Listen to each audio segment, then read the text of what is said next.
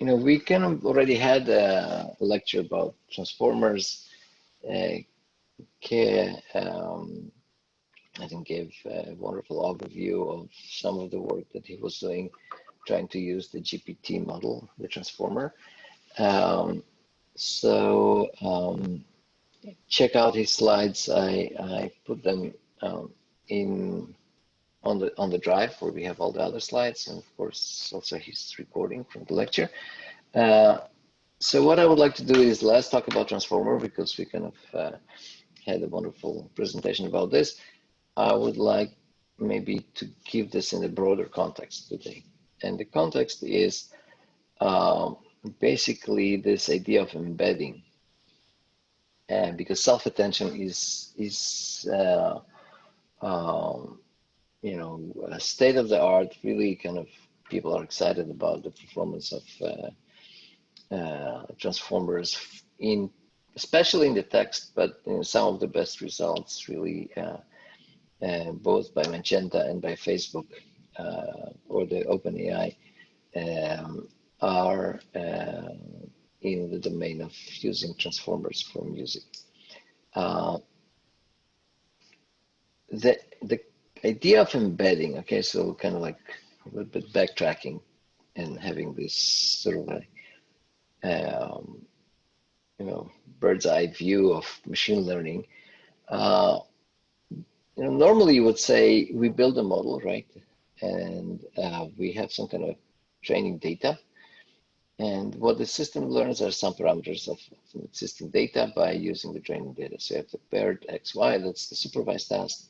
And these are the model parameters. And you can think about this as a backpropagation, one of the applications of neural networks, right? You can actually build a classifier using the same way. And then you can run this through some kind of a softmax, and this will give you a decision about the class, okay? So if this is trying to minimize the square loss, this probably will do with log loss, or you'll have the cross entropy here. But then we kind of jumped and spoke a lot about the embeddings, right? The latent representations as part of our feature learning. And then we even advocated for more of a variational, or that the embeddings are not just specific set of vectors that we want to map the data into some other domain, but even we want to model the distribution over that domain. Now, since transformers and also RNNs, frankly, came from the text domain, the idea of taking a word, okay, and embedding this, basically finding a vectorial or some kind of a representation of words in the vector space was around for as long as statistical approaches to NLP were used. A lot of this was just bag of words. You basically would look into words and see distribution. So if you have texts and you want to understand how words are related to like articles or corpus of text, we could use all kinds of histograms or probabilities, but more specific embedding, and this is something that I would like kind of to mention, is the idea of word embeddings, where you take the context of the word into account. So in this case, okay, we can think about a word as part of its environment. Basically, you have things that precede it and follow it, right? So you could say maybe in one direction, something like an RNN, but you can also have it backwards. But you can also treat this as some sort of a conditional distribution or probability. You have a center word at the current position, and you can see how it predicts future words or previous words. And this is called basically word embedding, neural network embedding. So, so I want to switch now to a slightly different presentation, and I'll continue with the rest of the slides after I talk about this. So let me kind of quickly find the other share. Okay, sorry, take me a second.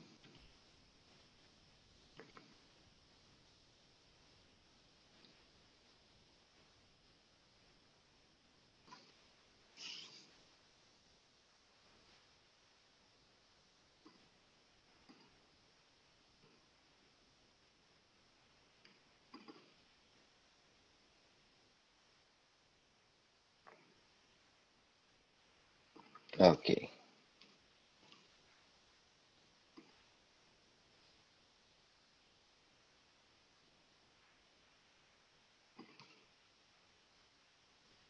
Oh, sorry, I didn't share it. Can you share?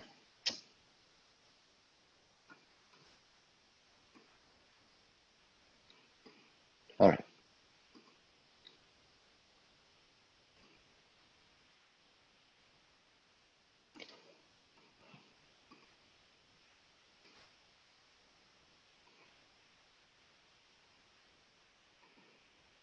That's the full screen. I had it a second ago. Yeah.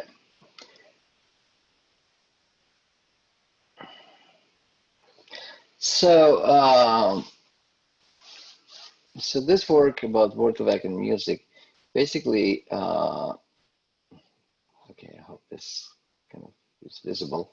Basically, takes the idea that you can embed words in this vector space.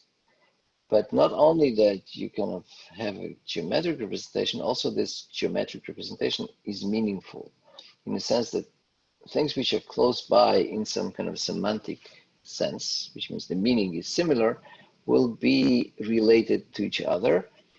And even more, so you could do all kinds of logical operations, if you wish, by doing simple algebra on this space. So kind of the idea is that you have this male-female relations. You have, king and a queen, man and woman. You can basically do something like, king minus man plus woman will end up being queen. So these kind of relations that you can basically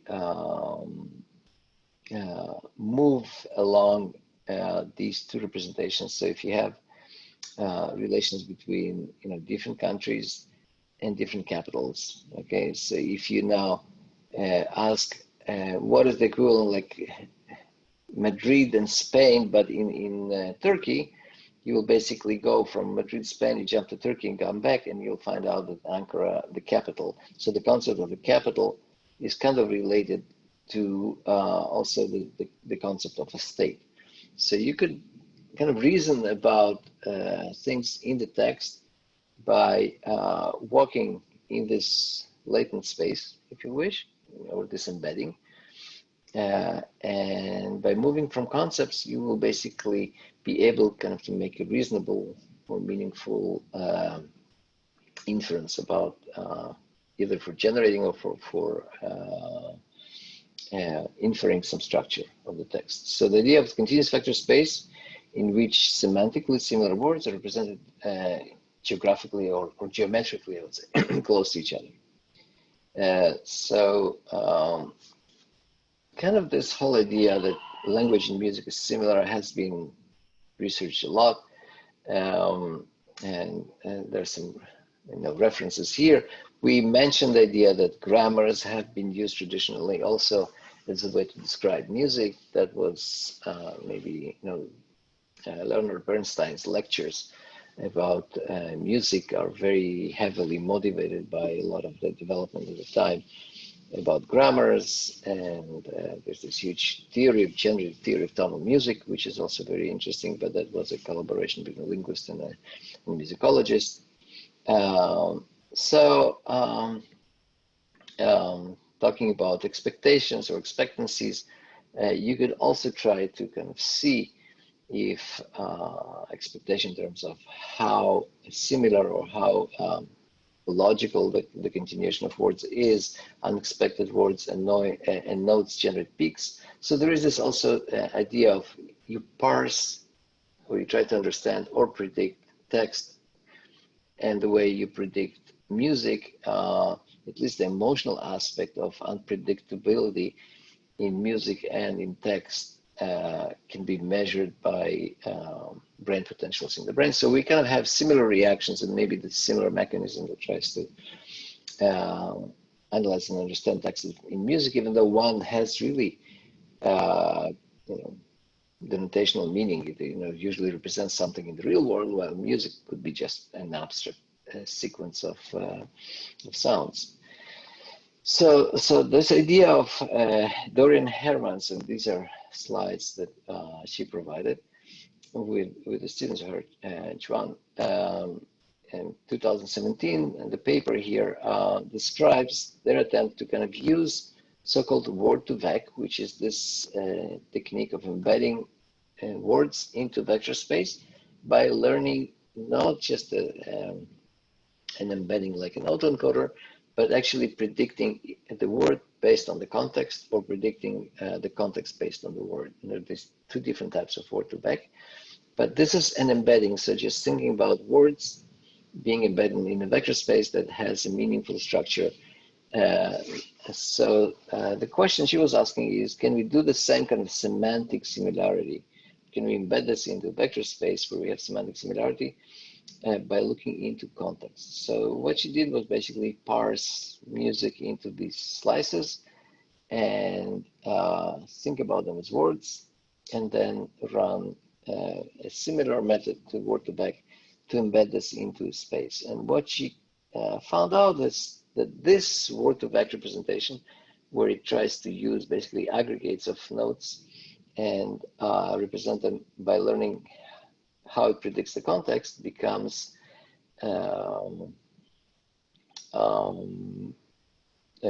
way to predict tonality. So that's how she built the vocabulary. Basically, you can see that there's kind of a very kind of skewed distribution of possible different types of musical slices. I mean, there are a lot of them, a lot of possible combinations of notes, but few of them appear many times, and a lot of them just are pretty rare. So that kind of gives us a hope that there's some structure that could be captured in few of them, so we don't need this huge dimensional space. She used a method called skipgram, which again, this is what kind of it does. You try to find this kind of a projection that predicts for every word in the center. Basically, it tries to predict neighboring tones. Okay, so it's slightly different from autoencoder. It's like an encoding. You basically look here, you learn a layer, if you wish, or a projection matrix that given a word, you want to estimate with minimal error surrounding words. So this is how she did this. Basically, it was a two-layer neural network, and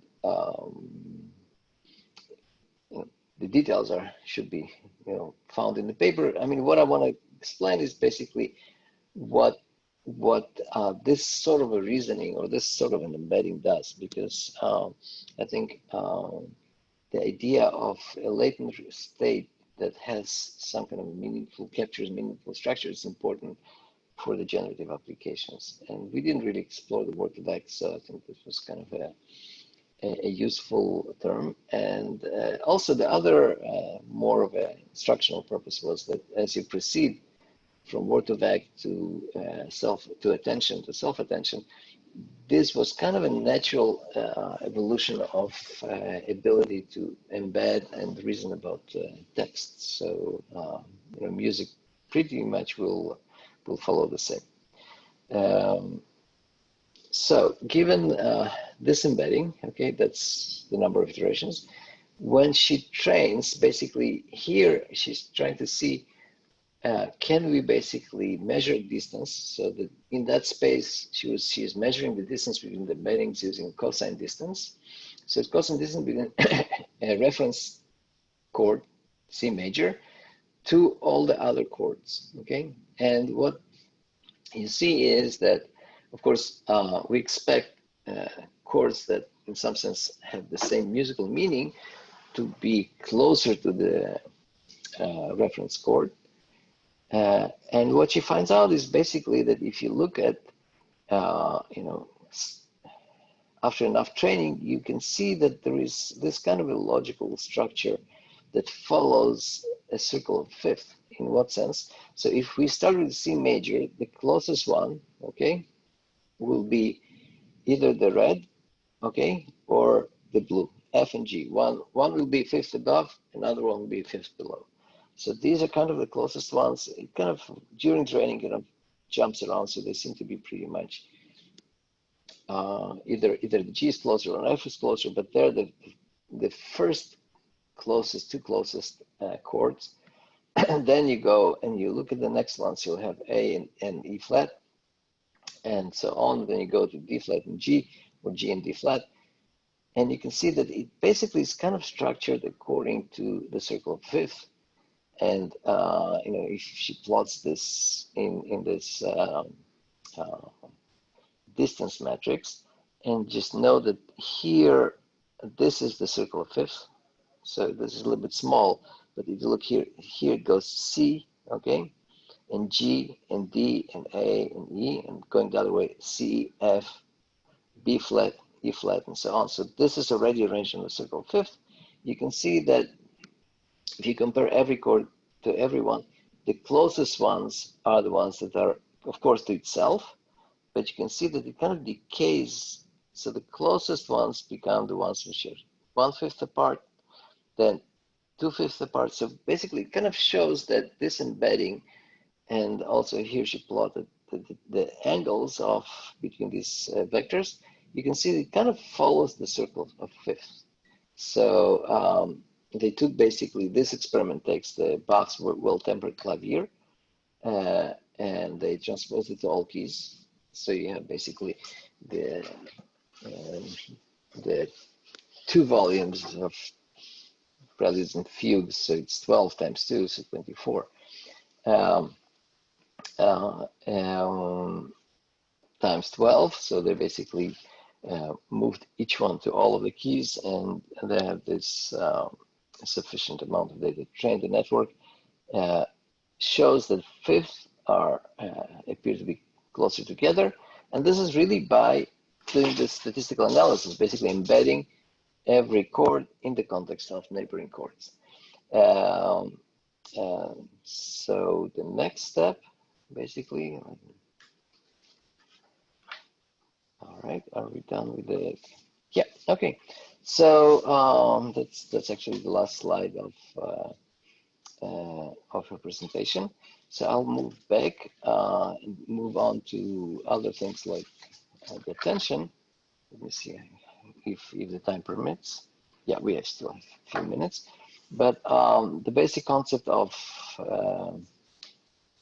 Word2Vec embedding in music, at least in this way of representing the context of neighboring frames, is really shows that it reveals at least the basic structure of the circle of fifth structure. Okay, let me try to go and switch back to my slides.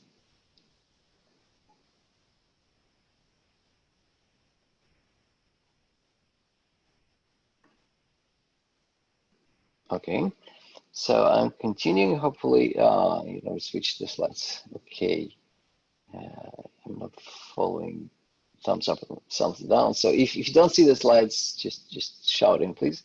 So this is kind of the basic idea of encoding while we learn neighboring relations and the musical meaning. Now, if we think about RNNs as text models or language models that actually encode things in time also, the idea of attention, so before we go back and review the transformer, because transformer uses self-attention, somehow the attention would be could be seen as the next logical step after the Word2Vec embedding, and where the attention comes in. So this is the usual RNN. Okay, we basically sequence to sequence RNN, where we basically have an input, we have an output, and after we pass the hidden states in the encoder, last one triggers the decoder, and of course, if you want to generate, we'll have to loop, but here it's just learning, right? We map this sequence to this sequence, and this is more typical to language translation applications. So this will be an English sentence, this will be a French sentence, and you basically encode the whole sentence into this eventual kind of thought vector or representation of the whole sentence that will trigger now another RNN of French. And this RNN is basically learned by these paired examples. So the attention tried to address basically some aspects of learning, which in some sense could be almost trivial, the idea that the order of the words in French and English sometimes are switched. And we'll see a slide in a second. So in this encoder decoder structure, attention mechanism is basically a matrix, okay, that not only looks at the last state, it actually looks at all the hidden states, okay, of the encoder, okay, and all the hidden states of the decoder. So you have the H, you have the S, and it aggregates them and sends these ones back here, okay, and puts here another layer or another neural network that tries to learn these alphas, which are the attention weights, okay? And the whole purpose of this thing is going to eventually be that, you know, once you decode something in French, let's say, and you hit a certain word, you might want to be listening, going back or forth on the original sequence to reshuffle the attention or reshuffle the weights, the importance of a word that happens. Because one of the problems with RNNs is that, you know, their memory is kind of decaying in the linear way or propagating in the linear way. But when you map these sequences, you might want to jump between these sequences, not in the linear way.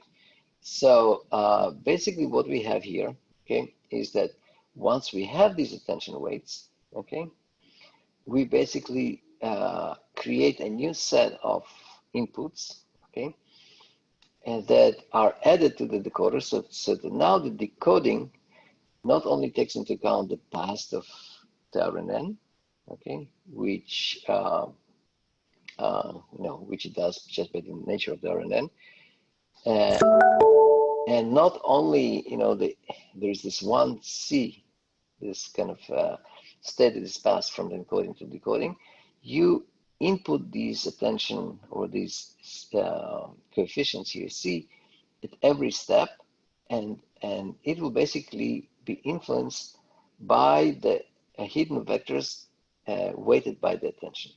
So how the attention is calculated, actually, I think we're kind of a little bit running out of time here, but the idea is that you every time take your current hidden state in the decoder, and you concatenate this with all the previous parts of the encoder, and you pass this through a softmax layer. Basically, you have a neural network here, fully connected, and the softmax layer. So here, the fully connected network that you learn, and the softmax layer to create these weights here.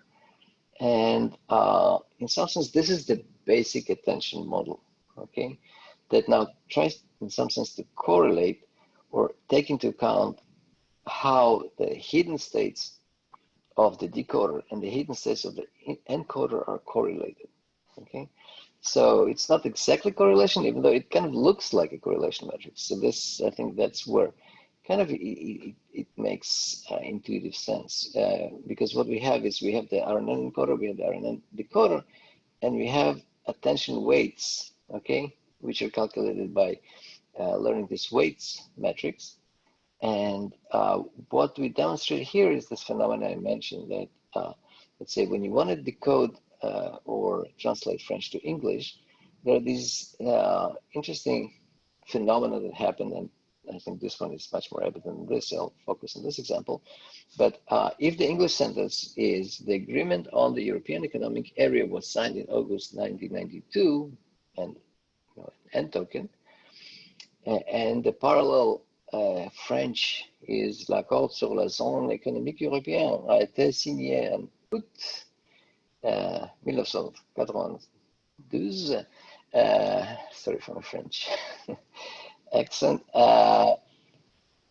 These words seem to be related one-to-one. Okay, agreement, accord, on, sur, de, la. And then here the area, zone, comes here. Zone économique européen is in English written as European Economic Area. So you basically have to decode this in an inverse order.